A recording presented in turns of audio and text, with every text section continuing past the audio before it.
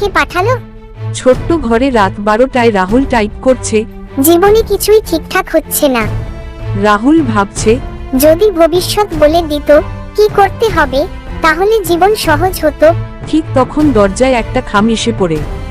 খামের ওপর লেখা রাহুল, 2035 সাল থেকে।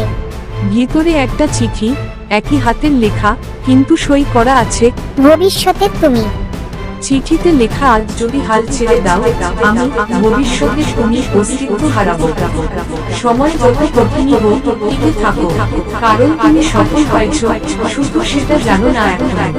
রাহুলের শরীর শিউরে উঠল। এটা কে পাঠালো? ওই এক খাম ওর জীবন পাল্টে দিয়েছিল। কিন্তু অবাক হওয়ার বিষয়, ওই খামটা কেউ পাঠায়নি। কখনো কখনো ভবিষ্যৎ বার্তা পাঠায় না, কিন্তু অন্তরের বিশ্বাসটাই হয়ে যায় সেই বার্তা। তুমি যদি নিজেকে বিশ্বাস করো, ভবিষ্যৎ তোমার পক্ষেই কাজ করবে। গল্পটা যদি ভালো লাগে তাহলে অবশ্যই চ্যানেলটা সাবস্ক্রাইব করবে, লাইক, কমেন্ট এবং শেয়ার করতে ভুলবেন না প্লিজ।